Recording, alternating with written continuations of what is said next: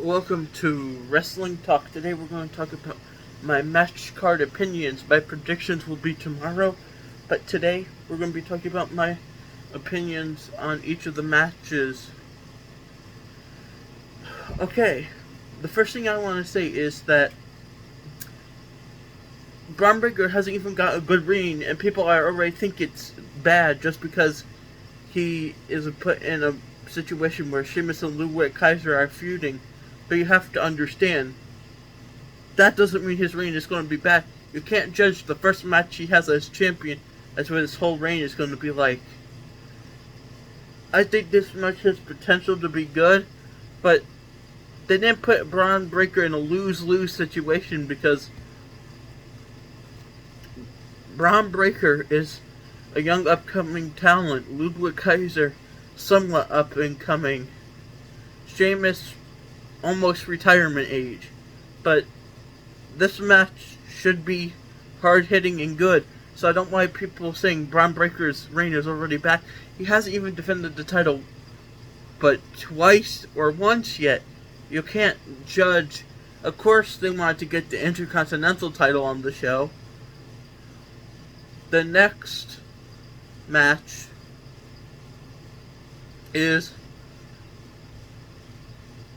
I want to talk about is L.A. Knight versus Shinsuke Nakamura.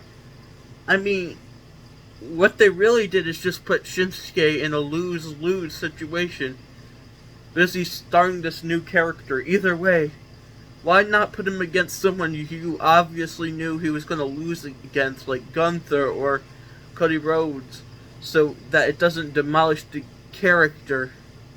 Him losing once as a new character isn't going to destroy his whole character. People have to stop thinking that one loss means nothing. One loss basically means nothing to a character. Shinsuke had a new character. He lost, but he also won a few times here and there. But the thing is, you can't expect LA Knight to lose his title right close to the end of the year. He's at least going to hold it to WrestleMania, if not longer. LA Knight has defended the title a lot. Shinsuke is probably not going to win it. Okay. But this is my predictions, but I'll tell you what my opinion is. The next match I want to talk about, Gunther versus the Ring General Gunther versus Damian Priest. I think this has the potential to be one of the best matches of the night. Again, like at Survivor Series, they had a great match. That should have made evented the pay-per-view compared to Roman Reigns and, Cody Rhodes and Solo. Because that match was boring and this match was exciting. So any way you slice it, I feel like Gunther and Damian Priest are going to have a showdown, but I feel like everyone knows deep down in their hearts that the results are obvious.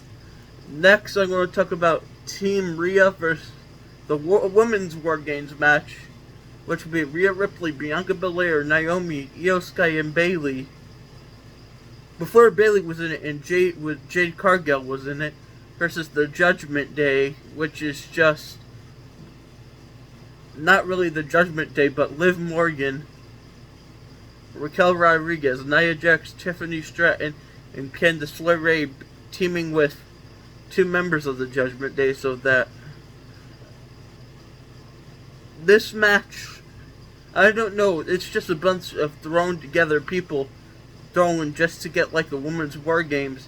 There was no build to this, except why would Nia Jax be on Liv Morgan's side, especially after Liv Morgan beat her for the Crown Jewel Championship, which is just a ring, which was a stupid waste of time.